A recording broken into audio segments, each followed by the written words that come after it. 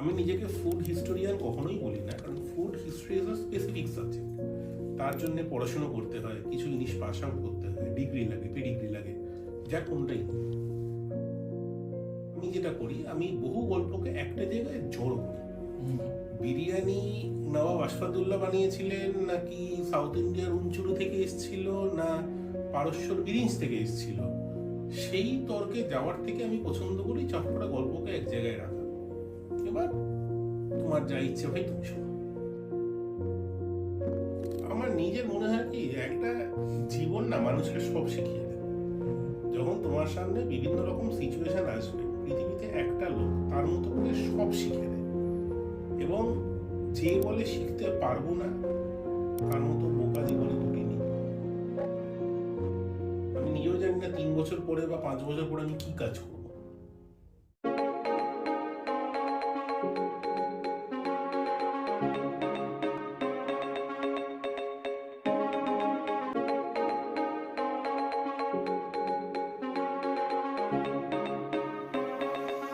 আজকে কিছু একটা খাওয়া দাওয়া করতে হবে। বাইরে বৃষ্টি পড়ছে, বেশ সুন্দর একটা ওয়েদার। তো এরকম ওয়েদারে একটু খাওয়া দাওয়া করার জন্য কি করা যায়? ও গ্রেট, আমরা তো বিভিন্ন ফুড ব্লগারদের ভিডিও দেখতে পারি। চলো ফুড ব্লগারদের ভিডিওগুলো দেখা যাক। আচ্ছা, ফুড ব্লগার যখন কথাটা এলো, তখন আমাদের কাছে কিন্তু একজন মানুষের নাম সর্বাগ্রে আমরা নিতে পারি। তিনি হলেন ফুডকা, ইন্দ্রজিৎ লাহিড়ী। তো যাই হোক, এক্সপ্লোর উইথ দীপ দত্ত এই চ্যানেলে আমরা প্রতিদিন অনেক নতুন নতুন ইনফরমেশন এবং নতুন নতুন ঘটনা নিয়ে আমরা কথা বলে থাকি। আজকে আমাদের মাঝে যে উপস্থিত হয়েছেন, এতক্ষণে আশা করি আপনারা বুঝেই গেছেন, আজকে আমাদের অতিথি হলেন আর কেউ না, মিস্টার ইন্দ্রজিৎ লাহিড়ী, যাকে আমরা ফুডকা বলে চিনি। তো ওয়েলকাম ইন্দ্রজিৎ দা, তোমাকে অনেক ধন্যবাদ যে তুমি তোমার ব্যস্ত শিডিউল থেকে আজকে আমাদের জন্য অনেকটা সময় বার করেছো। তো সত্যি কথা বলতে, আমরা পডকাস্ট বলো বা যাই দেখি, তোমার মানে সোশ্যাল মিডিয়া, এটাতে তোমার একটা বড় অবদান আমরা বলতে পারি, সেটা রয়েছে।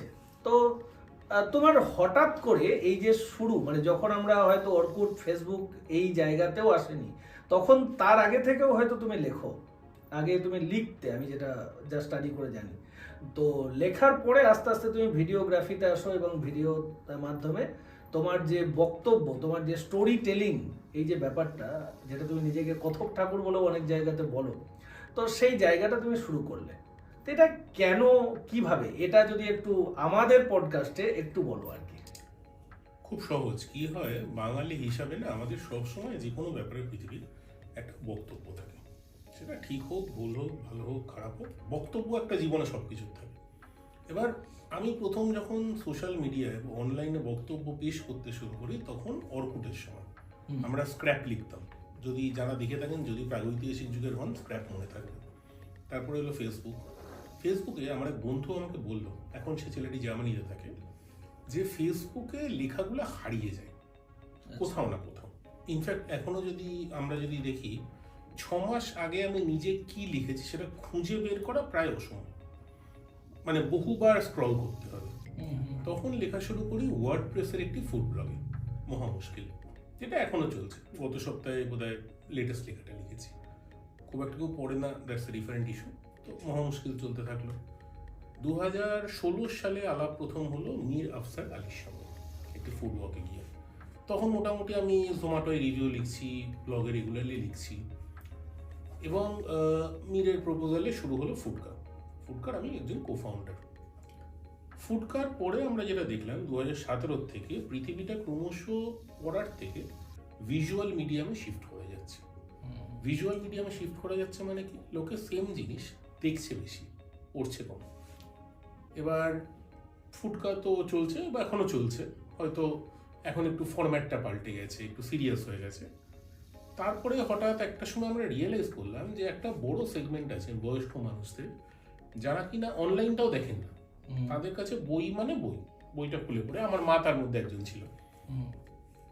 সেই সূত্রে 2-3টি বই লেখা হলো, এবং এইভাবে চলতে থাকলো।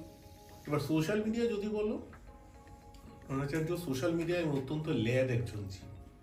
ল্যাদ মানে কি, আমার বেশিরভাগ সময় ফোনের ডেটা অফ করা থাকে প্রত্যেককে। হ্যাঁ, মানে লোকের যে ধারণা যে আমরা সারাক্ষণ সোশ্যাল মিডিয়া অন করে কিছু না কিছু Right. দেখছি, আমি বোধহয় ঘন্টায় একবার ডেটা অন করি। প্রত্যেককে বলা যে যার দরকার প্লিজ ফোন করে নিই। সেটা প্রথম প্রথম অসুবিধা হতো, এখন আমি পরিচিত বন্ধু বান্ধব সবাই জেনে গেছেন, কোনো অসুবিধা হয় না। এই জার্নি চলছে এখন। তো তোমাকে তো অনেক সময় আমি দেখি যে তোমার ফেসবুকে গ্রিন বাটনটা বেশ ভালোই জ্বলে থাকে। তো এটা কি তোমার কোনো টিম আছে যারা হ্যান্ডেল করে? পেজের জন্য একটি টিম আছে এখন, হ্যাঁ, Okay. অবশ্যই। তো তারা থাকলে ওই গ্রিন বাটনটা থাকে। ওকে। আমি তো দেখো ল্যাপটপে থাকলে অনেক সময় হয়, যখন অফিসে কাজে থাকে ল্যাপটপে একটা কোনো সাইট খোলা আছে একটা ট্যাবে, দ্যাট ইজ ওকে। আদারওয়াইজ আমার পেজ আছে, যারা মানে টিম আছে যারা ওটা ম্যানেজ করে। তো তোমার মতে এমন কোনো খাবার যা এই মুহূর্তে হারিয়ে যাচ্ছে বাংলা থেকে, বাট সেটা খুব ডেলিশিয়াস বলতে পারো, বা একটা টাইমে হয়তো খুব ভালোভাবে চলতো, এরকম কিছু মানে এক একটা সময় তো মানে আমি বলতে চাইছি তোমাকে যেটা, যে এক একটা সময় কিছু মানুষের কাছে টেস্ট বাডসটা আমাদের সেটা কিছু অন্যভাবে কাজ করে। যেমন আগে আমরা হঠাৎ করে চাইনিজ শুরু করেছিলাম একটা টাইমে, তারপর হঠাৎ করে দেখলাম যে মানে আমাদের যে জেনারেশনটা এরা শিফট হয়ে গেল বিরিয়ানি মোগলাই, মানে এই বিরিয়ানি কাবাব অ্যান্ড বিরিয়ানি মোগলাই না, বিরিয়ানি বিরিয়ানি বিরিয়ানিময় বঙ্গ। ওকে। তো এই জায়গাটা থেকে তার আগেও একটা ছিল মোগলাই পরোটা। আমরা যখন ছোট ছিলাম, আমরা যখন টিনেজ ছিলাম, তখন আমাদের কাছে মোগলাই পরোটা মানে একটা ইটস আ হিউজ ব্যাপার। তখন বিরিয়ানি টিরিয়ানি এই জায়গাটা এতটা কাজ করতো না। তো তোমার কাছে এই যে ব্যাপারগুলো একটার পর একটা চলে যাচ্ছে, এরকম ভাবেই কোনো কি খাবার রয়েছে যেটা তোমার মনে হয় যে যেটা বাংলাতে এক টাইমে ছিল বেশ বাংলার খাবার, বাংলার ঘরে ঘরে চলতো, এরকম কোনো খাবার কি রয়েছে? আমার খুব টিপিক্যালি মনে হয় যে লস্ট রেসিপিস বা লস্ট কুইজিন, সেটা হচ্ছে আমাদের সাধারণ ঘরোয়া খাবার। আচ্ছা। ধরো মোচার ডালনা, ঠিক আছে, মোচার তরকারি। এবার বাড়িতে একটা মোচা নিয়ে সেটাকে কেটে কুটে রেঁধে বানানো যতটা সময় সাপেক্ষ ব্যাপার, আজকে যে বাড়িতে দুজনই হয়তো কাজ করছেন তাদের পক্ষে সেটা সম্ভব নাও হতে পারে, খুব স্বাভাবিক ব্যাপার। সাধারণ খাবার ধরো ছানার ডালনা, যেটার জায়গা আজকের দিনে নিয়ে নিয়েছে পনির। একদম একটা Right, ছানাকে right. নেওয়া, মাখা, বল করা। ধরো থোড়ের তরকারি, যেগুলো আমাদের ছোটবেলায় খুব সাধারণ খাবার ছিল। সাধারণ খাবার মানে কি, আমরা সেগুলোকে পুঁছতাম না, সোজা কথায়। সেই জায়গাগুলো এখন নিয়ে নিয়েছে অনেক আর্টিস্টিক খাবার। মানে যেটা কোনো একটা সময় হয়তো সাধারণ খাবার ছিল, সেটা এখন লস্ট কুইজিন বা গুড়মে খাবারে হয়ে গেছে। যেটা তখন গুড়মে খাবার ছিল, আমরা তখন হয়তো বিরিয়ানি খেতাম বছরে দুবার, এখন সেটা হয়ে গেছে সপ্তাহে একবার। রাইট। পিৎজা কোনো একটা সময় ছিল, মানে হয়তো আমি আমার ছোটবেলায় মনে আছে বাবা মার সঙ্গে মুসৌরি বেড়াতে গেছিলাম, পিৎজা তো জীবনে খাইনি, সাধারণ মধ্যবিত্ত ঘরের লোক। ইনফ্যাক্ট তখন কলকাতা তো পিৎজা জয়েন্ট ছিলও না, আমি বলছি আজ থেকে ধরো 35-40 বছর আগেকার কথা। পাশের টেবিলে দেখলাম না গোল মতো কি একটা জিনিস এসছে, চাকতির মতো একটা কাঠের তক্তার উপর দিয়ে গেছে। রাইট। এখন বুঝি সেটা একটা পিৎজা বেস সার্ভ হয়েছে। বাবাকে বলেছিলাম ওই গোল মতো জিনিসটা খাও। তো যেটা তখন খুব গুড়মে খাবার ছিল, এখন আজ ঘরে ঘরে পিৎজা আসছে। স্পেশালি বেশ কিছু এমএনসি বা ব্র্যান্ডস আসার পরে 30 মিনিটে ফ্রি ডেলিভারি নেওয়ার ফলে সবসময় পিৎজা আসছে, সবসময় বিরিয়ানি আসছে। যেটা আসছে না সেটা হচ্ছে আমাদের সাধারণ বাড়ির খাবার। দোষ দিয়ে লাভ নেই, দুজন চাকরি করছেন, দুজনেই বাড়ি ফিরছেন, সম্ভব না। যে জিনিসটা তখন পৃথিবীতে ছিল না সেটা হচ্ছে ক্লাউড কিচেন, সেটা হচ্ছে হোম ডেলিভারি। এখন কিন্তু বহু লোক তার উপর নিচে আছে। এইটা হয়তো সিচুয়েশনটা একটা চেঞ্জ করেছে। যদি তোমার জীবনকে যদি বলা হয় যে 3টে খাবারের মাধ্যমে তুমি যদি ডেসক্রাইব করো, কি বলবে? আলু ভাতে, বিরিয়ানি আর ওল্ড মক গ্রাম। আলু ভাতে কারণ যখন অনেস্টলি কিছুই বুঝতাম না, এখনো বেশিরভাগ ব্যাপারেই কিছু বুঝি না আলু ভাতের মতো, মাঝে মাঝে এই লঙ্কার মতো স্পাইস এসে যায়, স্পাইসি হয়ে যায় জীবনটা। একটা হচ্ছে যেটা সাধারণ আপনারা দেখেন, সবাই দেখেন, চাকচিক্যময় একটা জগৎ, সেটা হচ্ছে বিরিয়ানি। আর ওল্ড মক গ্রামটা হচ্ছে যখন আমি নিজে একা থাকি, নিজের সঙ্গে থাকি, নিজস্ব ব্যাপারে। নিজস্ব ব্যাপার। সেটা হচ্ছে ওল্ড মঙ্ক একটা অসম্ভব লয়াল ব্র্যান্ড। মানে কথায় বলে না যে ওল্ড মঙ্ক যে একবার খায় সে খুব একটা অন্য কিছুতে ফেরত যায় না, সেটা হচ্ছে ওল্ড মঙ্ক। এই 3টি খাবার আমার জীবনকে ডিসক্রাইব করে, আলু ভাতে, বিরিয়ানি, মাটন বিরিয়ানি, আমার বিশ্বাস চিকেনের বিরিয়ানি হয় না। ভেজ বিরিয়ানিটা অক্সিমোরন, যাচ্ছি না ওটা নিয়ে। আর ওল হোক, এখন তো বিরিয়ানি যখন কথাটা উঠলোই, তো বিরিয়ানিতে তো এখন মানে ভ্যারাইটিস টাইপ, এখন সয়াবিনেরও বিরিয়ানি হচ্ছে, মানে রসগোল্লার বিরিয়ানি হয়েছে। মানে এইরকম এই যে ব্যাপারটা হচ্ছে, এটা তুমি একটু যদি বলো যে মানে এটা খায় এরকম কোনো মানুষজন তারা কারা, মানে তাদেরকে তুমি কি বলতে চাও? প্রথম কথা, ভেজ বিরিয়ানি একটা অক্সিমোরন। এটা নিয়ে আপনারা আমায় গালাগাল দিতে পারেন, চেঁচামেচি করতে পারেন, কারণ যার বিশ্বাস তার কাছে। আমার মতে রেড মিট ছাড়া বিরিয়ানি হয় না। যদিও চিকেন বিরিয়ানি আমাদের বাড়িতে প্রচুর আসে, কারণ সবসময় তো মাটন খাওয়া সম্ভব হয় না, উচিত না। কামিং টু ভেজ বিরিয়ানি, সেটা সয়াবিন হোক, সেটা রসগোল্লা হোক, veg biryani is veg biryani. গাজর, বিনস, তার সঙ্গে সয়াবিন এলো কি গেল, তাদের জীবনে খুব একটা কিছু এগিয়ে যায় বলে আমার মনে হয় না। মানে পোলাও ভাত বলা যেতে পারে না, বিরিয়ানির মতনই রান্না। বিরিয়ানির মতো না না, ইনফ্যাক্ট যদি হায়দ্রাবাদি কুইজিন ধরে, সেখানে ভেজ বিরিয়ানিকে যথেষ্ট মানসম্মানও দেওয়া হয়। আমরা নিতে পারি না, দ্যাটস এ ডিফারেন্ট ইস্যু। রসগোল্লার বিরিয়ানি যদি ঠান্ডা মাথায় ভেবে দেখো, রসগোল্লা হচ্ছে রস চেপা ছানার বল। রস চেপা ছানার কোফতা হচ্ছে রসগোল্লা। সেটা দিলে পনির বিরিয়ানির সঙ্গে ভয়ঙ্কর কিছু কিন্তু জীবনে একটা ডিফারেন্স থাকে না।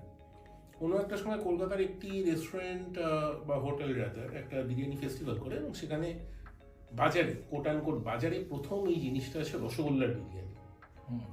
বেসিক্যালি ওটা কিন্তু একটা ছানার বলের বিরিয়ানি, দ্যাটস ইট। খেতে কেমন সে আলোচনায় যাচ্ছি না। মাটন বাদে, মাটনে আমার বায়াসনেস আছে, অন্যগুলো ধরি না। ঠিক আছে, যেটা চলে, जो दिखता है वो बिकता है। তো এই যে তুমি বললে যে जो दिखता है वो बिकता है, মার্কেট স্ট্র্যাটেজি বানাতে, আমি তোমার এবার তোমার একটা সাবজেক্টে যদি যাই, মার্কেট স্ট্র্যাটেজি ওয়াইজ এই যে ফুড খাবার আমাদের প্রতিনিয়ত একটা চেঞ্জ হতে থাকছে, তো নেক্সট 10 ইয়ার্সে তোমার মতে কোন ফুডটা মানে আবার রাজ করবে বলে তোমার মনে হয়? আমার হিসাবে না, এটা একটা সার্কুলার ওয়েতে চলে। টেকনিক্যালি আমরা যারা ইকোনমিক্স পড়েছি হয়তো জানবো, এমনিও জানতে পারি, এটা বেল কার্ভ বলে বস্তু হয়। একটা জিনিস নিচু থাকে, ক্রমশ ওঠে, আবার নামে। আচ্ছা, বেল কার্ভের মতো একটা সময় যে জিনিসগুলো লোকে কম খেত, আমি যদি বিরিয়ানি ধরি, এখন সেটা ম্যাসিভ স্কেলে খাচ্ছে। প্রত্যেক গলির মোড়ে লাল শালো দিয়ে মোড়া একটি হাঁড়ি থাকে, একটা অ্যাভারেজ বিরিয়ানির দোকান, সাম হাজি বিরিয়ানি, সাম আরসালান বিরিয়ানি, কিছু একটা বিরিয়ানি চলতে থাকছে। অনেস্টলি ওটা খারাপও বানায় না। যদি তুমি দেখো, সত্যি কথা, 100-150 টাকা বিরিয়ানি কিন্তু পুরো খারাপ বানায় না, প্রেজুডিসটা বাদ দিয়ে যদি আমরা দেখি। কোনো একটা সময় হয়তো বিরিয়ানি কমে আসবে, ঘরের তৈরি খাবার আবার বাড়বে, এবং এটা এইভাবেই চলতে থাকবে।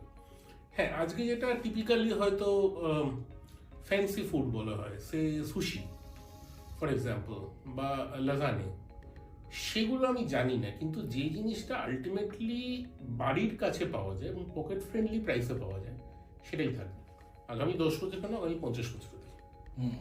বাড়ির কাছে হতে হবে, পকেট ফ্রেন্ডলি হতে হবে, এবং লোকজনের নাগালের মধ্যে হতে হবে। আচ্ছা, বিরিয়ানিতে আমি আজ পর্যন্ত এত জায়গায় দেখেছি, রাস্তাঘাটে সব জায়গায় এই লাল কাপড় একটা বাঁধা থাকে, এটা মানে এটা কোনো রিজন নাকি এমনি বাঁধে? তোমার কি মনে হয়, মানে তুমি কি এটা নিয়ে ভাবো? দ্রোণাচার্য ষাঁড়ের সামনে কেন লাল কাপড় ঝুললে দৌড়ে, আমরা কি জানি? আমার পার্সোনালি বলে, আর লাল কাপড় দিলে দেখতে ভালো লাগে, দূর থেকে দেখা যায় যে ওখানে কিছু একটা হচ্ছে, সেই দেখে আমরা দৌড়ি। মানে ব্র্যান্ড কালার বলতে পারো, ব্র্যান্ড কালার। এবার লালের বদলে কেন নীল, সেটা তো কেউ জানে না। লালটা চোখে পড়ে তাড়াতাড়ি, যে সাবধান বিরিয়ানি আর টাইপস একটা কেস চলে কিছু। তো আচ্ছা, তুমি আমাকে একটা জিনিস বলো, যে ফুডকা, এই যে ফুডকা, এটা যদি কোনো সাহিত্যিক চরিত্র যদি তোমাকে কোনোদিন বলতে হয় যে আনতে হবে, কিভাবে তুমি এটাকে নিয়ে ভাববে? ঘনাদার মতো একটা লোক পেঁচার মতো দম মেরে বসে গাঁজাখুরি গল্প বলে যাচ্ছে, বিভিন্ন জায়গা থেকে বিভিন্ন গল্প জোগাড় করেছে, সেটাকে একটা জায়গায় এনেছে। ঠিক ভুল যারা লিখেছেন তাদের ব্যাপার, বসে বেশ কিছু শ্রোতাকে, অডিয়েন্সকে সেই গল্পটা বলে যাচ্ছে। আমি নিজেকে ফুড হিস্টোরিয়ান কখনোই বলি না, কারণ food history is a specific subject. তার জন্য পড়াশোনা করতে হয়, কিছু জিনিস পাস আউট করতে হয়, ডিগ্রি লাগে, পেডিগ্রি লাগে, যার কোনটাই নেই। আমি বা আমার মতো অনেক কন্টেন্ট ক্রিয়েটার, আমি যেটা করি, আমি বহু গল্পকে একটা জায়গায় জড়ো করি। বিরিয়ানি নবাব আশফাকুল্লাহ বানিয়েছিলেন, নাকি সাউথ ইন্ডিয়ার উমচুরু থেকে এসেছিল, না পারস্যর বিরিঞ্জ থেকে এসেছিল, সেই তর্কে যাওয়ার থেকে আমি পছন্দ করি চপকটা গল্পকে এক জায়গায় রাখা। এবার তোমার যা ইচ্ছে ভাই তুমি শোনো। আচ্ছা, আমাকে একটা জিনিস বলো, ধরে নাও যদি বাংলাতে এমন কোনো খাবারের পদ যেটার ইতিহাস তুমি আমাদেরকে এখানে আগে কোথাও বলনি, সেটা শুধুমাত্র এই পডকাস্টের জন্য শোনাতে চাও? আউট অফ দ্য সিলেবাস হয়ে গেল। সারা জীবন পরীক্ষায় একখানা ওই টুকলি নিয়ে পাস করেছি, ধরে নাও কোথাও বলিনি। খুব ডিফিকাল্ট, কারণ দেখো আমি যেটুকু জানি সেটা আমার মহা মুশকিল ব্লগে আছে। আচ্ছা, সেখানকার একটা বড় সেকশন ফুড খায় আছে, তার থেকে আবার বইতে আছে। হ্যাঁ, biryani is probably done to death. আমরা হয়তো যেটা বলতে পারি সেটা হচ্ছে ফিশ ফ্রাই এর গল্প। ফিশ ফ্রাই আমাদের বাঙালির অত্যন্ত প্রিয় একটা ডিশ। আমরা বেসিক্যালি ফিশি জাতি। এটা কি বাঙালির, মানে এটার এই রেসিপি ফিশ ফ্রাইটা কি বাঙালির? Actually না, আমরা বলি English fish and fry, fish and chips, sorry. তবে লন্ডনে যেটা পাওয়া যায় ফার্স্ট অফ অল, সেটার মধ্যে একটা কড়াইশুঁটি বাটা দেয়। কেন দেয় আমি জানি না। হ্যান্ড কাট চিপস দেয়, যেটা আমাদের এখানে এমনি বাংলা ওই লম্বা লম্বা ফিশ ফিঙ্গার দেয়, সেরকম বস্তুটা হয় না। ইনফ্যাক্ট সেটা ইউরোপেরও নয়। একজন খুব সম্ভবত জুইশ এক ভদ্রলোক, জোসেফ মালিং, তিনি প্রথম অ্যারাউন্ড 1950s বা 60s, আমি ভুলে গেছি, প্রথম ওই ফিশ অ্যান্ড চিপসের দোকানটা খোলেন। আচ্ছা, এবং সেখান থেকে আমরা এখানে যেটা করে ফেলি সেটা হচ্ছে ওই ফিশ অ্যান্ড চিপস ব্রিটিশরা তো করে মশলাপাতির ব্যবহার বুঝতো না, আমরা তার মধ্যে কাঁচা লঙ্কা, ধনেপাতা, হিজি বিজি হেনা তেনা সব দিয়ে আমাদের মুখে যেটা রয়েছে সেই বস্তু বানিয়ে ফেলেছি। এত কথা বলার কারণ, আপনারা যখন এপিসোডটা দেখছেন হয়তো তার আগে একটা ফুড কার এপিসোড বেরিয়ে গেছে ফিশ ফ্রাই নিয়ে, এই গল্পটা সেখানে বলা আছে। এটা মনে হয় না আমি কোথাও বলেছি, কিন্তু স্টিল ইটস ডিফিকাল্ট বলা। তাও মোটামুটি আমরা এক্সপ্লোর উইথ দীপদত্ত এই চ্যানেলে একটা অ্যাটলিস্ট তোমার থেকে ইউনিক জিনিস পাচ্ছি। হ্যাঁ, এবারে 1850 না 1950, আমি সত্যি কথা বলছি ভুলে গেছি। সেটা ওটা আপনারা ফুড দেখে নেওয়া যাবে।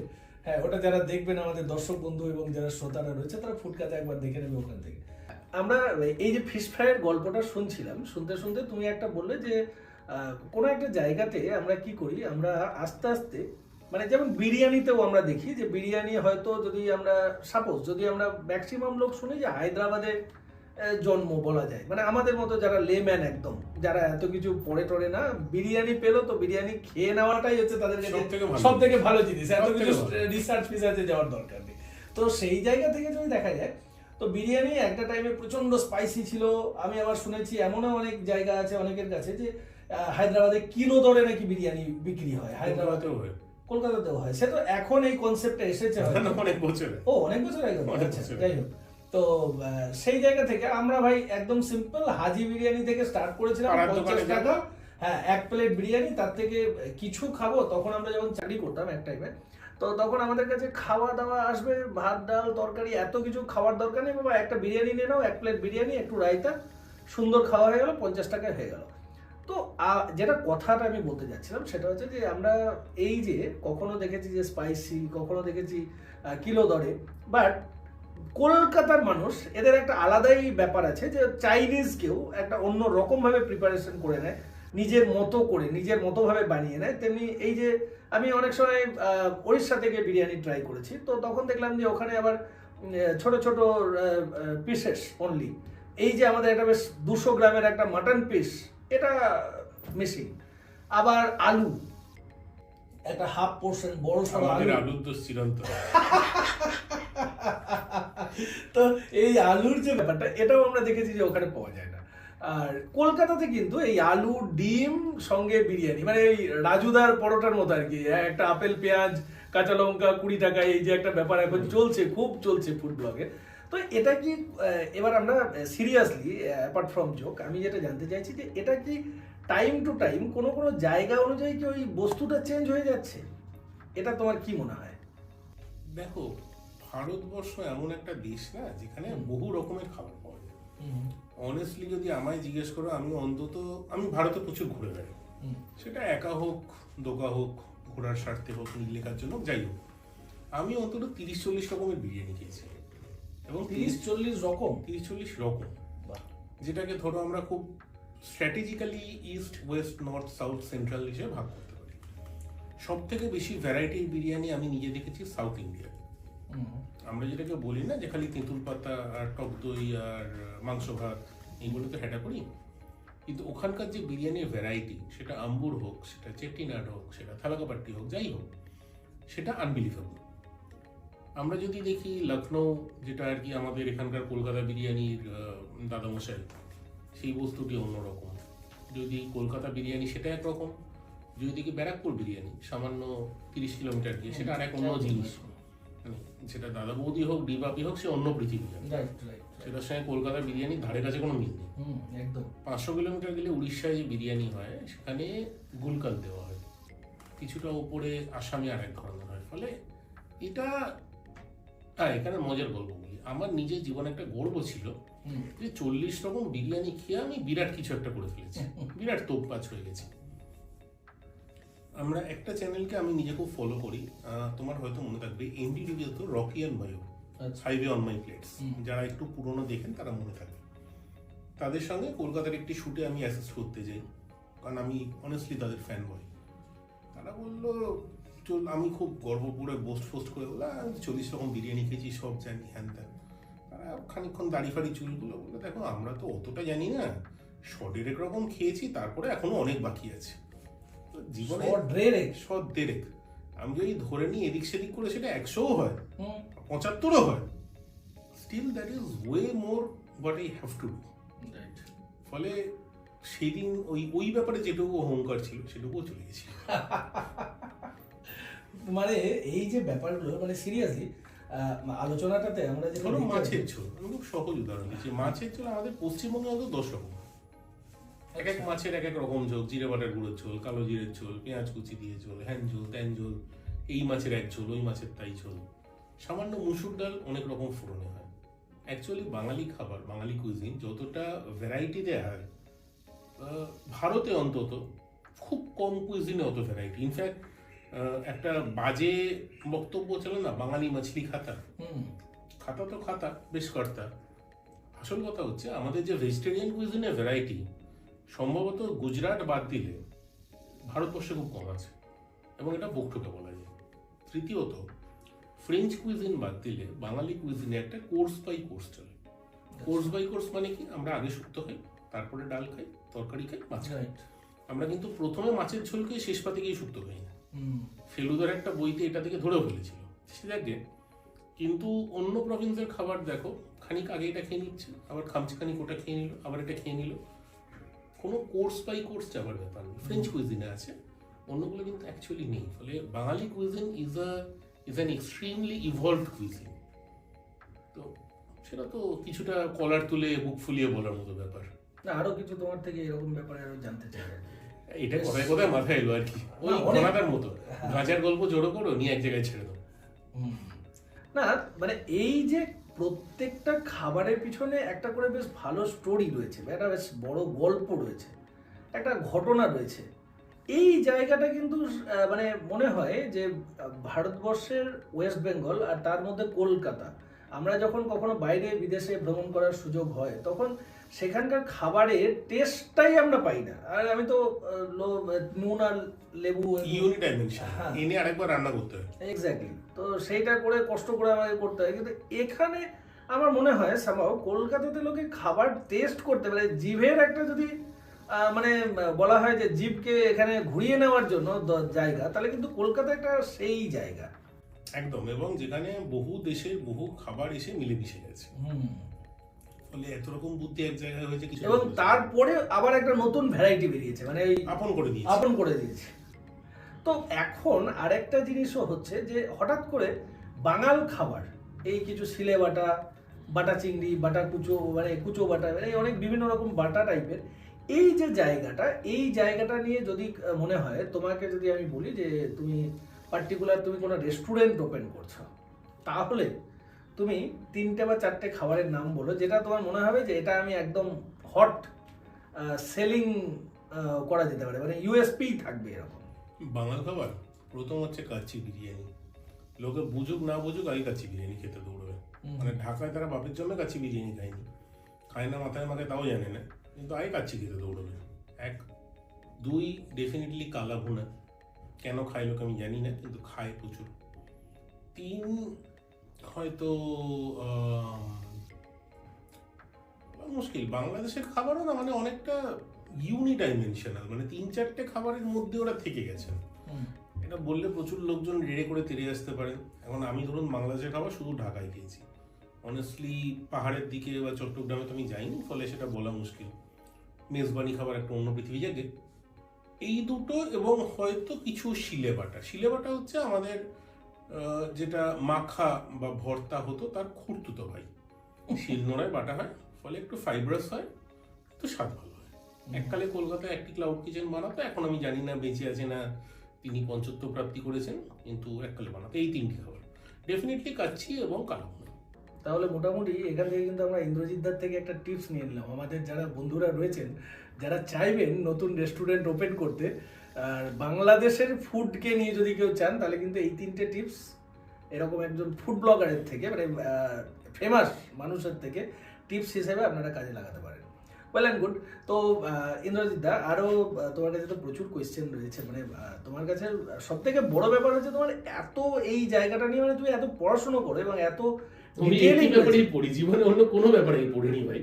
খাবার নিয়ে চেহারা পড়া, দেখে তো আপনারাও বুঝতে পারছেন যে আমি খাতে পিতে ঘর কে হ্যাঁ। মানে তোমাকে তো দেখে অনেক মানুষ হয়তো বলে যে তোমার, আমি অনেক ব্লগেও দেখেছি যে তুমি কি সব জায়গা থেকে খেতেই থাকো, মানে এটা কি পসিবল? এটা তো তুমি অত খেলে তো মরে যাবো, মানে হ্যাঁ। একটা এপিসোডে যদি 3টে জায়গা থাকে, 3 প্লেট বিরিয়ানি আমি মিড 40s বা আপার মিড 40s এ আছি, আমার পক্ষে তো সম্ভব না। আর আমি হয়তো অল্প খাই, আমার সঙ্গে যারা থাকে টিমে তারা খেয়ে নেয় বাকিটা। বাহ, এরপর আমাকে ওগুলো তো একবার খাওয়া সম্ভব। কোথায় চলো চলো চলো। ইন্দ্রজিৎ দা, বাংলা খাবারের এমন কোনো পদ যার ইতিহাস খুব কম মানুষ জানে? মনে পড়ছে না ভাই। আজকালকার দিনে আমার মনে হয় পৃথিবীতে সবকিছু কোথাও না কোথাও ডকুমেন্টেড হয়েছে। হয়তো সে কিছু জিনিস লোকে বেশি জানে, কিছু জিনিস কম জানে, কিন্তু একদম জানে না তো আই হ্যাভ মাই ডাউটস। হতে পারে হয়তো মিষ্টির ক্ষেত্রে খুব বেশি জানে না, যেমন লোকাল ট্রেনে একটি মিষ্টি পাওয়া যায় যার নাম হচ্ছে দিলখুশ। দেখুন আপনারা যারা ব্যারাকপুর লাইনে বা কল্যাণী লাইনে যাবেন দেখতে পাবেন দিলখুশ বিক্রি করে। রাইট। আমার মনে হয় না দিলখুশ নিয়ে খুব একটা জীবনে কাজকর্ম কিছু হয়েছে। এটা কি বাঙালি খাবার? আমি পড়ে বলতে পারবো বা খোঁজ নিয়ে বলতে পারবো, আমার সত্যি কথা বলছি আইডিয়া নেই।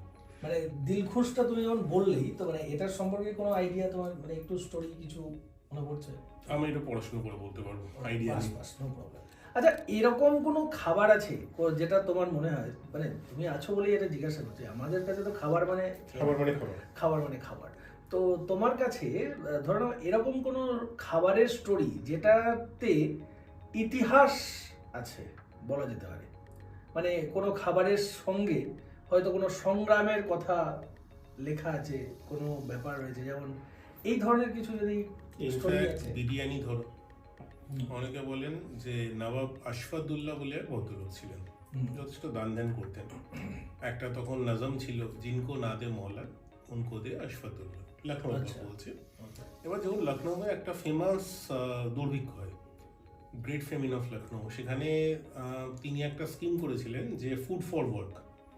ফুড ফর ওয়ার্ক মানে কি, একটা বিশাল বড় ইমামবাড়া তৈরি হবে, যেটা আজকেতে এখন বড় ইমামবাড়া। সেখানে দিনের বেলা একদল লোক বানাবে, রাত্রিবেলা আরেক দল লোক গিয়ে সেটাকে ভাঙবে। সোজা কথায় দুদল লোকে যাতে কাজ করে খেতে পায়। অনেকে বলেন সেই সময়টা নাকি বিরিয়ানি তৈরি করা হয়েছিল, কারণ it was a one pot meal, কম লেবার ইন্টেন্সিভ, খুব কম লোকে 3-4 মিলে 3 জন মিলে কিন্তু 200 লোকের বিরিয়ানি বানিয়ে ফেলতে পারে, এবং যার মধ্যে প্রোটিন কার্বস সবকিছু আছে। গল্পটা সত্যি মিথ্যে আমি জানি না, কারণ আবার বলছি আমি ফুড হিস্টোরিয়ান নই। বাজারে এরকম একটা গল্প চলছে, এবং সেখান থেকেই হয়তো আমাদের এখনকার যে কলকাতার বিরিয়ানি, যেটা কিনা নবাব ওয়াজেদ আলী শাহ কলকাতায় নিয়ে আসেন, সেই বস্তুটা তৈরি হয়েছে। তো বিরিয়ানি প্রাইমারিলি ওয়াজ আ ফেমিন ফুড, মানে দুর্ভিক্ষের খাবার। শুটকি মাছ যদি বলো, সেটা খুব প্রান্তিক মানুষের খাবার। শুটকি মাছ সবসময় তুমি দেখবে খুব ঝাল রগরগে করে বানানো, যাতে কম অ্যামাউন্ট দিয়ে, কম পরিমাণ দিয়ে অনেকখানি ভাত খাওয়া যায়। শুটকি মাছ হচ্ছে প্রান্তিক মানুষের খাবার, এরকম বহু জিনিস আছে। তো এই যে তুমি যখন এই কথাটা বললে, তখন আমার মনে হলো সামহাউ যে আমি একটু রিলেট করার চেষ্টা করলাম, যে বাঙালদের বাড়িতে আমরা যখনই কোনো খাবার খেতে যাই, তখনই দেখি একটা সেই রগে একটা ঝাল, মানে একদম কান দিয়ে ধোয়া বেরোচ্ছে, এরকম একটা ব্যাপার থাকে। তো এটাও কি এটার সাথে সামহাও কোনোভাবে কানেক্টেড, তোমার কি মনে হয়? দেখো ভাই, ওপার বাংলার মানুষকে হট বললে তারা রাগ করবেন না দুঃখ পাবেন এই বুঝতে পারছি না। হ্যাঁ, ভালোবাসতে পারেন। ওপার বাংলার মহিলাদের উপর আমার একটা স্পেশাল জায়গা আছে আমার মনে। এপার বাংলারও আছে, সেটা কথা না। point to be আমার noted. আমার বয়সে সবসময়ই থাকে, সব জায়গায় থাকে। তো এটা কিন্তু বৌদি দেখবে হয়তো। কি করবো, আমার বয়সে যাকে ছাড়ো। হ্যাঁ, তো এখন আমি হাফ বাঙাল, আমার মা ওপার বাংলার, বাবা এপার বাংলার। আচ্ছা। ফলে তারা কেন ওপার থেকে এপারে এসছিলেন, কি অবস্থায় এসছিলেন, কতটা সংগ্রামের মধ্যে দিয়ে কাটিয়েছেন, সেটা বলাটা তো মুশকিল। নিশ্চয়ই হঠাৎ যদি ওভারনাইট আমাদেরকেও বলা হয় যে যাও সব ছেড়ে অন্য একটা দেশে চলে যাও, রাইট, খুব ভালো নিশ্চয়ই আমাদের জীবনটাও থাকবে না। একদম। তো সেইটা একটা কারণ হতে পারে, যখন কম পরিমাণের খাবার দিয়ে অনেকটা ভাত খেতে হয়েছে। কারণ হতে পারে, সত্যি মিথ্যে আমি জানি না, সেটা একটা কারণ হতে পারে। অনেকে বলেন ওপার বাংলার মানুষদের রান্না ভালো, সত্যিই ভালো, সেটা নিয়েও কোনো কথা নেই। একই মাছ দিয়ে ওপারে বেশ একটা রগরগে গড়গড়ে খাবার তৈরি হয়, যেটা খেতে খুব ভালো লাগে। আবার এপার বাংলায় যেটা হয়েছিল সেটা হচ্ছে ইউরোপিয়ান ইনফ্লুয়েন্সটা বেশি, চপ, কাটলেট, রোস্ট এইসব এপার বাংলায় বেশি চলে, ফলে দু জায়গার খাবার দুরকম। আচ্ছা, বাঙাল বাড়ির খাবার বলতে অনেক রকম ভ্যারাইটিস পাওয়া যায়। তারা চাইলে বটপাতা দিয়েও রান্না করে, বাঁশ বাগানের যে কচি বাঁশের জায়গা সেটা দিয়েও রান্না করে, এরকম নাকি শোনা যায়। তো তোমার মনে হয়, আমি নিজে ঘটি বলে বলছি, ঘটিদের বাড়িতে কোনো স্পেশাল কিছু পদ আছে? পোস্ত, বেগুন ভাজা, ডাল, এটা ছাড়া? দই মাছ, দই চপ, মাছ, কাটলেট, অনেক কিছু হয়, চচ্চড়ি। আচ্ছা। নিরামিষ পদ এপার বাংলায় অনেক অনেক অনেক বেশি সমৃদ্ধ। হতে পারে সেটা বৈষ্ণব ইনফ্লুয়েন্স, ওপার বাংলায় হয়তো অনেকটা মুসলিম ইনফ্লুয়েন্স আছে, কিন্তু নিরামিষ রান্না এপার বাংলার অনেক গুণ বেশি সমৃদ্ধ। এটা নিয়ে তর্ক করে লাভ নেই। ওপার বাংলায় আবার মাছটা ওরা বোঝেন ভালো, সোজা কথা। দু জায়গা দুরকম, উই কমপ্লিমেন্ট ইচ আদার।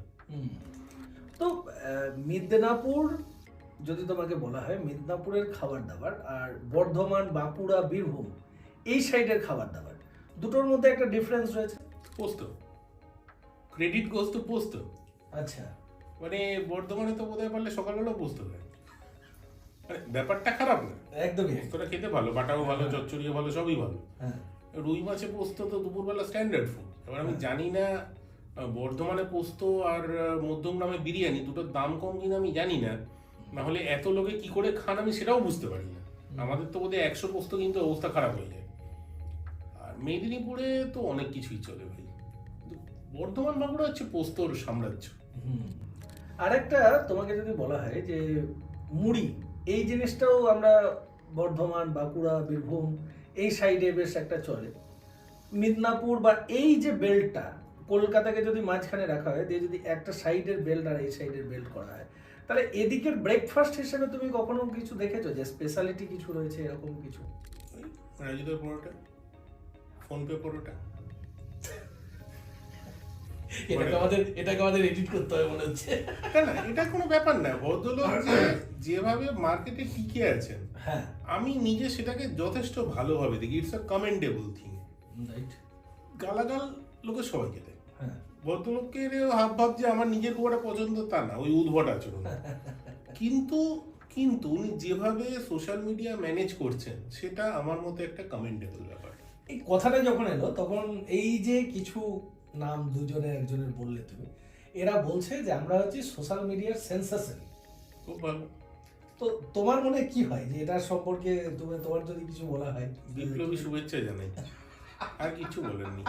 যদি থাকতে পারেন খুব ভালো, আমি খুব খুশি হব। আর আমার খুশিতে করে কিছু যায় আসে না তাদের, সেটাও ঘটনা। তোমাকে যদি কোনো খাবার হয়ে জন্মাতে হতো, তুমি কি করতে? কোন খাবারটা পছন্দ করতে? খাবার ওই জন্মাতে আর বলো না বিরিয়ানি, বিরিয়ানি ছাড়া। বিরিয়ানিটা out of syllabus. Old Monk ভীষণ লয়াল একটা ব্র্যান্ড, যারা ওটা খায় তারা ওটাই খায়, আর এদিক ওদিক যায় না, পান করে। যদি খাবার বলো, হয়তো চানাচুর, বিভিন্ন সময় বিভিন্ন ভ্যারাইটিতে কাজে আসে। যে কোনো মুড করার জন্য, যে কোনো মুড বানানোর জন্য, বিগ্রহের জন্য, সেট করার জন্য কাজে আসে। সবেতেই চানাচুর কাজে লাগে। কোনো খাবারের স্বাদ, সেটা কি তোমাকে অতীতে ফিরিয়ে নিয়ে যেতে পারে? তোমার পার্সোনাল এক্সপিরিয়েন্স বলো। ঘন দুধে চিনি গোলা হলে হরলিক্স বহুযুগ আচ্ছা। খাই না, ছোটবেলায় হরলিক্স খেতাম, হুম। দুধ খেতাম, সেটা এখন তো মনে পড়ছে না, বহুদিন খেয়েছি বলে। দুধ চিঁড়ে, দুধ রুটি, এগুলো নর্মাল সাধারণ একটা খাবার। চিড়ের ফলার আমরা খেতাম ছোটবেলাতে, চিড়ে দুধ আমার কলা। অবস্থাটা পোষায়নি। আমার চিড়ের পোলাও খুব ভালো লাগতো, এখনো ভালো লাগে, বাড়িতে হয়। হুম। তাছাড়া আমার খুব একটা অতটা মেরাদেশ হয় না আর কি। এবার যদি আমরা অনেকক্ষণ আমরা আড্ডা মারছি, এবার তোমার যদি ব্যাক এতে যাই যে ইন্দ্রজিৎ, তোমার কিভাবে তোমার বেড়ে ওঠা কলকাতার, এবার তোমার সম্পর্কে যদি একটু ডিটেলে তুমি বলো যে আলটিমেট তোমার কিভাবে তোমার এই একটা তুমি তো একটা টাইমে আইটি সেক্টরে চাকরি করতে, এখনো আছে। এখনো আইটিতে আছো, অ্যান্ড আস্তে আস্তে আস্তে আস্তে তুমি আজকে একটা মোটামুটি আমরা বলতে পারি যে একটা স্টাইল ক্যারিশমা তোমার মধ্যে একটা বেশ রয়েছে। সর্বনাশ করেছে। তো সেই জায়গা থেকে মানে তুমি এই যে ধাপে ধাপে ধাপে ধাপে একটা জায়গায় এলে, নর্মাল তথাকথিত ফুড ব্লগার থেকে ডিফারেন্স হলে, এইটা কিভাবে হলো? আমার নিজের মনে হয় কি, একটা জীবন না মানুষকে সব শিখিয়ে দেয়। যখন তোমার সামনে বিভিন্ন রকম সিচুয়েশন আসবে, পৃথিবীতে একটা লোক তার মতো করে সব শিখে নেয়, এবং যে বলে শিখতে পারবো না, তার মতো বোকা জীবনে দুটি নেই। আমি যখন হার্ড আইটি সলিউশন সেলস করতাম কোনো একটি এমএনসির হয়ে, এখন যারা আমার আইটি ব্যবসার পার্টনার বা আমার ক্লায়েন্ট, জীবনেও ভাবিনি ক্যামেরার সামনে যেতে হবে। প্রথম দিন ক্যামেরার সামনে গিয়ে হাত পা কাঁপছিল, আজকে কমফোর্টেবল। আমি নিজেও জানি না 3 বছর পরে বা 5 বছর পরে আমি কি কাজ করব। জীবন অত্যন্ত আনপ্রেডিক্টেবল দ্রোণাচার্য। তুমি নিজে এত রকম ব্যবসা করো যার একটার সঙ্গে অন্যটার কোনো মিল নেই। আমরা কি জানি? যারা ফুডকা দেখেন তারা জানেন না আমার একটি আইটি ফার্ম আছে, কনসালটেন্সি ফার্ম, হার্ডওয়্যার ফার্ম। আমার একটি ক্লাউড কিচেনে কিছু ইনভেস্ট করা আছে, সেখানে কাজ আছে। একটা পডকাস্ট চ্যানেল শুরু করেছিলাম, খুব একটা চলেনি। ফুডকা আছে যার একটা জীবনের সঙ্গে অন্য জীবনটার কোনো মিল নেই। আমরা জানি না আমরা কি কি করতে পারি। Maybe pushing boundary is the only thing that we can do. আমরা নিজেকে আরো শেখাতে পারি, ট্রেন করতে পারি, এগোতে পারি। তাছাড়া একটা কি পয়েন্ট আমি এখানটাতে ড্র করতে চাই, আমাদের এক্সপ্লোর উইথ দিব্যত চ্যানেলে যারাই এসেছেন এখনো পর্যন্ত, প্রত্যেকের ক্ষেত্রে কিন্তু আমরা দেখতে পাই যে জীবনটা তারা এক্সপ্লোর করতে ভালোবাসেন। তারা প্রত্যেকেই আমরা বলতে পারি যে তারা এক্সপ্লোর করছেন প্রতিনিয়ত। পার্টিকুলার কোনো বাঁধা গদ, পার্টিকুলার কোনো রকম একটা একটা লাইন ধরে চলছেন যে A B C D E F, not like that. এই যে তুমি বললে, এবং ইন্দ্রজিৎ পডকাস্টটা তোমার বেশ ভালোই চলছিল। আমার যতদূর যা ধারণা 34,000 অলমোস্ট তোমার সাবস্ক্রাইবার রয়েছে। তো এটা তুমি কি এখন বন্ধ করে দিচ্ছ, বা এটা আরো নেক্সট, এটা তোমার কি ভাবনা চিন্তার মধ্যে রয়েছে? কিছুদিন পোজ করছি। দুটো কারণ। প্রথম হচ্ছে আমি সময় দিতে পারছি না। আমার জীবনে যতগুলো অ্যাক্টিভিটিস আছে, প্রফেশনালি পার্সোনালি যে কটা কমিটমেন্ট আছে, তারপরে সময় দিতে পারছি না। 2, হয়তো লোকে আমাকে এতটাই খাবারের সঙ্গে রিলেট করছে, তারা আমাকে অ্যাজ পডকাস্টার দেখতে চাইছেন না। দুটোর মধ্যে যে কোনো একটা কারণ আছে। 1-1.5 বছর চালিয়েছি, হয়তো আমি জানি না, হয়তো একটা ব্রেক, তারপরে আবার নতুন কিছু উৎসাহ হলে শুরু করতে পারি। তো দেখা যাক। দেখা যাক। তো ইন্দ্রজিৎ দা, তোমার সাথে যদি আমি বলি যে অ্যাজ এ এন্টারপ্রেনার, তাহলে সব বিজনেসই যে চলবে এটা তুমি কখনো মনে সম্ভব করো না। টাটা যদি ন্যানো গাড়ি না চালাতে পারে, যেটা নিয়ে এত জিনিসপত্র, যুদ্ধ, ঝগড়া, ভালোবাসা হয়ে গেল, আমি কোথাকার কি, কোন ছাড়?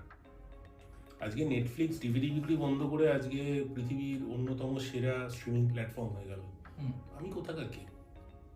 মানে অল টাইম যে আমাদের প্রত্যেকটা স্ট্র্যাটেজি যে কাজ করবে, সাকসেসফুল হবে, এটা না, কখনোই না, সম্ভবই না। তো তোমার জীবনে তোমাকে যদি বলা হয় যে তুমি অ্যাজ এ এন্টারপ্রেনার আমাদের 5টা টিপস দাও, যারা নেক্সট ফিউচার জেনারেশন আসছে, আমার অনেক সাবস্ক্রাইবার্স আছে যারা কিন্তু স্টুডেন্টস, এবং যারা অনেকে এখন রাইট নাও কিছু একটা ভাবনা চিন্তার মধ্যে রয়েছে, নতুন কিছু করার উদ্যোগ নিতে চাইছে, অনেকে তোমাদের দেখে হয়তো ফুড ব্লগিংটাকেও একটা ভালোভাবে কাজ করার জায়গায় যেতে চাইছে, তাদের জন্য কিছু টিপস যদি তুমি দাও। প্রথম টিপস, যে কোনো ব্যবসায়, যে কোনো এন্টারপ্রেনিয়রশিপে কেন করছো that needs to be very clear. কারুকে বলার জন্য না, নিজের কাছে নিজে ক্লিয়ার থাকে। যদি কেউ ফুড ব্লগিং করে, সে কেন করছে? হতে পারে টাকা রোজগারের জন্য করছে, হতে পারে ফুটেজ খাওয়ার জন্য, লাইমলাইটের জন্য করছে, হতে পারে ফ্রিতে খাওয়ার জন্য করছে, যা খুশি হতে পারে, অ্যাবসলিউটলি ফাইন, কিন্তু দ্যাট শুড বি ক্লিয়ার। আমি এটাও খাবো, ওটাও খাবো, সেটাও খাবো, এরকম করলে হবে না, এবং সেটা নিজের কাছে ক্লিয়ার থাকা দরকার। পৃথিবীর যে কোনো ব্যবসায় আমি যেটা নিজের জীবন দিয়ে শিখেছি, ফাইন্যান্সের ভালো জ্ঞান থাকা উচিত, বা কোনো একজন পার্টনারকে রাখা উচিত যে ফাইন্যান্সটা বোঝে। I am not a finance guy, আমি জীবনে প্রচুর ধাক্কা খেয়েছি তার জন্য, এটা আজকে স্বীকার করতে কোনো লজ্জা নেই। 2, 3 অ্যাডাপ্ট করাটা হচ্ছে ইজ দ্য কিওয়ার্ড। অনেক কিছু আসবে যেটার জন্য আমি কখনোই রেডি নই, ভাবিনি জীবনে এরকম করতে হবে। আমি সত্যি কথা ভাবিনি ক্যামেরার সামনে আসবো, ফুটকা করবো, এরকম একটা পডকাস্টে বসে তোমার চোখা চোখা বাউন্সার ফেস করবো, বাপের জন্মে ভাবিনি, কিন্তু করছি somewhere or the other. Adaptation is the কি। এই 3টে। 4th, জীবনটা অতটাও সিরিয়াস নয়, ছিল কিছু না কিছু হয়ে যায়। ওই শাহরুখ খানের কথা, अगर ये हैप्पी एंडिंग नहीं है तो पिक्चर अभी बाकी है। তোমার দেখা ওভার হাইপড খাবার কোনটা, আর কেন বলে মনে হয় তোমার? ওভার হাইপড খাবার না, কোনো খাবার কি দ্রোণাচার্য অনেস্টলি করে ওভার হাইপ দেখিনি। মেবি সরস্বতী পুজোর গোটা সেদ্ধ, আমি জিনিসটা জীবনে খেতে পারি না। আমাদের বাড়িতে হয়, আগে মা বানাতো, এখন আমার স্ত্রী বানায়। গোটা সেদ্ধ আমি ভাই খেতে পারি না, আমার মনে হয় ভয়ঙ্কর রকম ওটা ওভার রেটেড। রাগ করতে পারেন, কিন্তু কিছু করার নেই।